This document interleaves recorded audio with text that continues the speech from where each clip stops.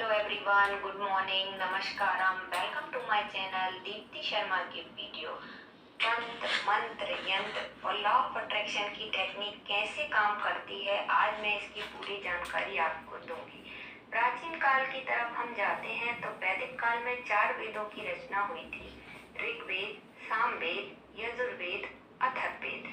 इनमें से जो अथर्ववेद जो है वो तंत्र विज्ञान पर आधारित है।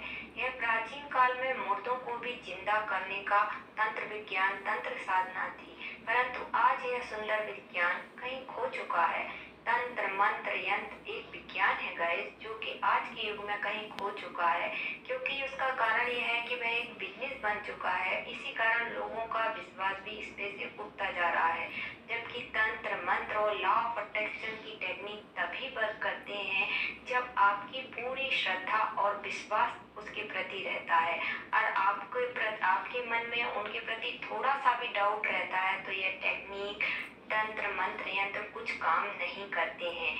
इसके लिए सबसे पहले आपको कर्म करना पड़ेगा, क्योंकि कर्म तो भगवान ने भी किए हैं। जैसे भगवान श्री राम तो भगवान थे, वो चाहते तो एक तीर के निशाने से रावण को मार सकते थे, लेकिन उन्होंने बंदर और भालुओं की सेना इकट्ठी करी, उसके बाद रावण का वध किया। उन्होंने कर्म किए।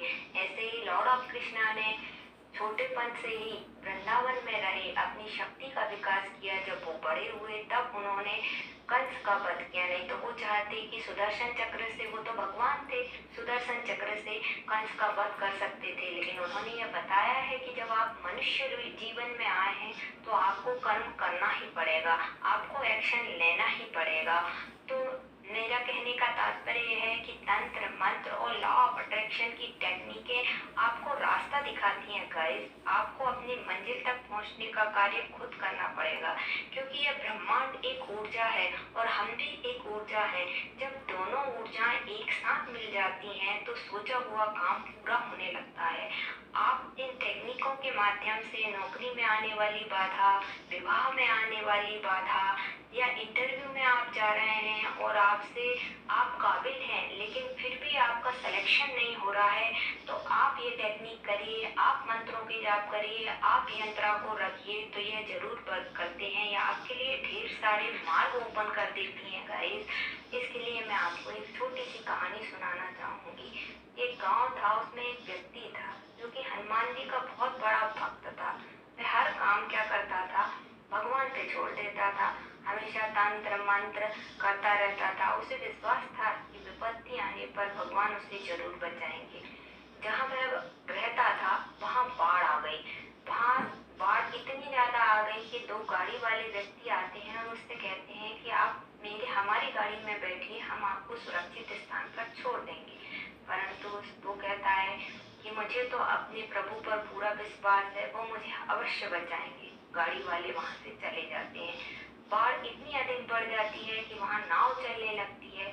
फिर नाविक आता है, उससे बोलता है कि नाव में बैठिए, हम आपको एक सुरक्षित स्थान पर छोड़ देंगे।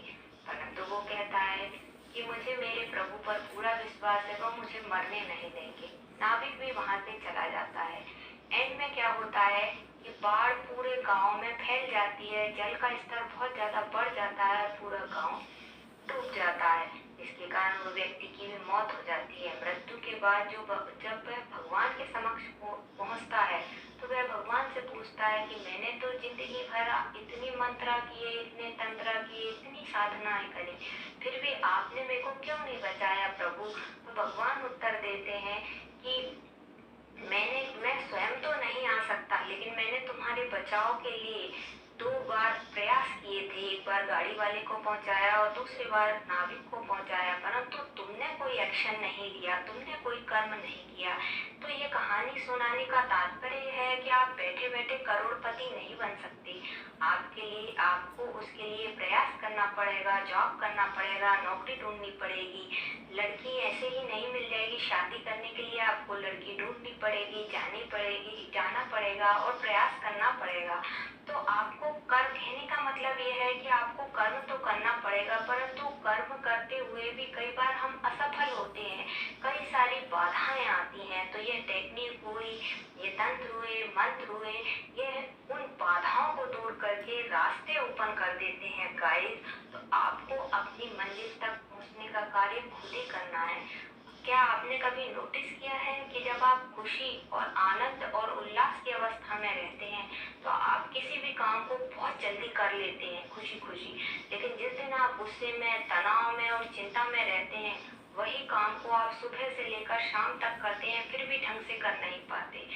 ऐसा ही लॉ ऑफ अट्रैक्शन, तंत्र मंत्र और के जाप में है गाइस कि जब आप खुशी, आनंद और पॉजिटिव होकर करते हैं तो उसके रिजल्ट आपको 100% मिलते हैं।